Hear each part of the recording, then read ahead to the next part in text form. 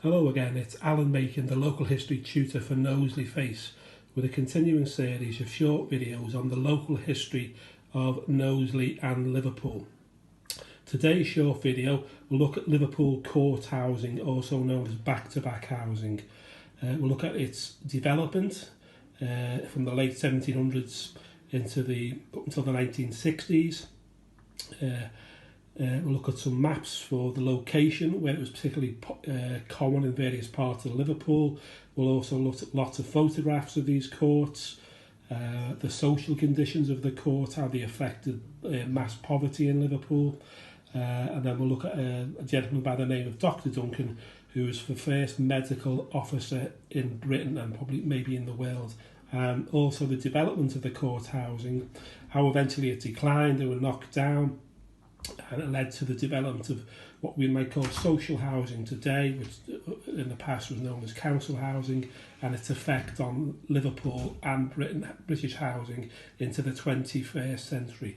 So Liverpool court housing, first thing I'll do, I'll look at a map of Scotland Road area of Liverpool, the north end of Liverpool, where courts were particularly common in the Victorian times. You can see the gasworks, very heavily populated, distinctive court buildings, back-to-back houses, and an absolute booming population, particularly in the Victorian period. St Martin's Field would become Paddy's Market. So we go on with the development of court housing. Liverpool court housing emerged in the late 1700s, usually built by small speculative developers to make a quick profit. High density housing. In Liverpool, they usually comprised of rows of houses built along a narrow paved yard set at right angles to the main street, which you can see on the map, entered by narrow passage between the frontage houses. There could be several parallel courts off one road, with the houses along the side of one court placed back to back with those of another. And a nice illustration of this is on the next handout. So you can see a reconstruction of a court, that's the top photograph, and a model of several court buildings to be found. Both of these can be found at Liverpool Museum by the Pierhead. So this is reconstruction, Liverpool Museum, of a courtyard built about 20 years ago in Liverpool Museum. The bottom picture is a construction again to be found, a model of back-to-back housing. These are the frontage houses and the little gaps down the side, one way in, one way out, and the back, you can see at the back there, the courts themselves vastly overcrowded. So these can be found at Liverpool Museum by the Pierhead. One of the most famous names in Liverpool's local history is Dr. Duncan. Today, people only know Dr. Duncan by, there's a pub called Dr. Duncan's in Liverpool city centre, St John's Lane, not far from St George's Hall. But Dr. Duncan stated by the 1840s, this is the time of the mass emigration to Liverpool through the Irish potato famine, Liverpool was the most unhealthy town in England. Bad housing meant bad health, and it was that the children who suffered the most. The main killers were cold, hunger, typhus and cholera.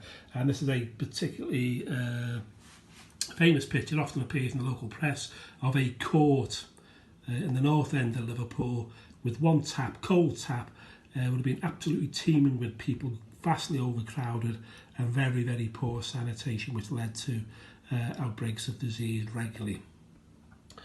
A gentleman by the name of Dr. Hume in 1849, this is the height of the Irish potato famine, recorded these statistics for Chisenhale Street. Chisenhale Street is just off Vauxhall Road in Liverpool. Even today highly populated by Catholic, Liverpool's heartland of the Catholic community. So this is Chisenhale Street, still exists today, but obviously it's changed greatly. But back in 1849, according to Dr. Hume, there were 36 courts with a population of well over 1,500 people. 111 families resided in the so-called front rooms and double that in the courts.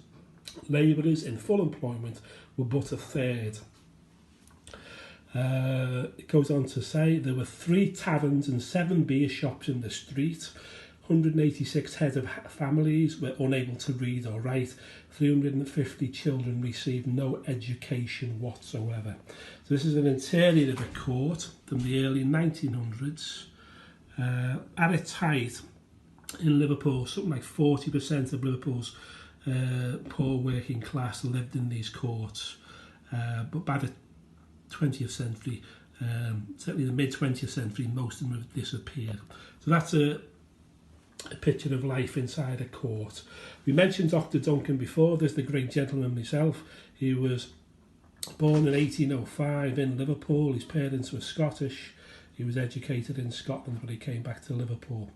So he died in 1863. So today he's commemorated in Liverpool City Centre by Dr. Duncan's famous pub.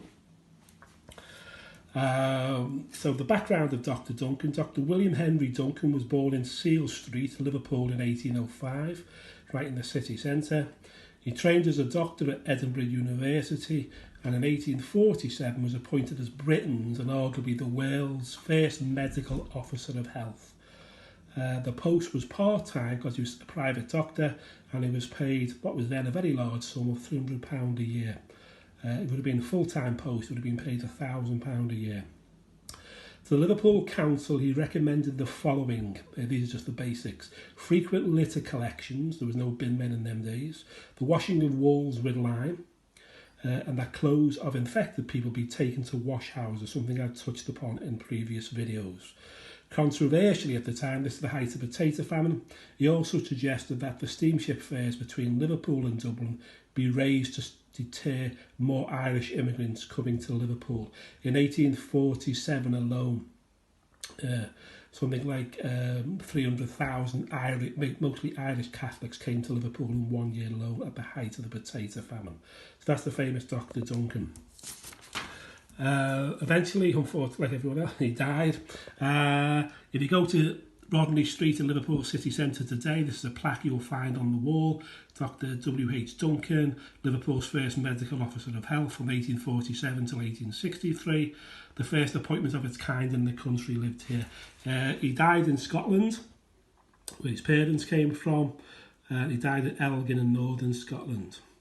And as it says on his commemorative plaque, Dr. Duncan was appointed under the Sanitary Act of 1846, which obtained chiefly through his exertions and by his judicious measures under the blessing of God. He succeeded in redressing the rate of mortality, deaths in Liverpool, nearly 1/3. So we've got a huge amount to be thankful for in terms of Dr. Duncan.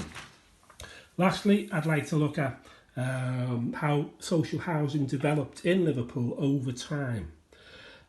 This is a photograph, appears again regularly in the local press. It's entitled Liverpool built the first council housing in the world, St Martin's Cottages, 1869 to the 1970s. So these buildings, first what we'd recognise as first council housing today, they were still standing until the 1970s. They were in Sylvester Street, which is between Vauxhall Road and Scotland Road in the north end of Liverpool, and these buildings at the time were quite revolutionary. They had most of them had inside toilets, St Martin's Cottages, and even though they look very, very basic by today's standards, they at the time were a big improvement for the mass of the poor in various parts of Liverpool. So they were known as St Martin's Cottages. Now social housing obviously developed over time. The old corporation houses have been developed into modern day social housing, not just in Liverpool but over the country. But it's thanks to the likes of Dr. Duncan and his successors right down to the present generation that the housing for the poor, particularly the so-called labouring classes of Liverpool, has greatly improved over the years. So on that point, I'd like to finish there. And as usual, please leave any comments you wish.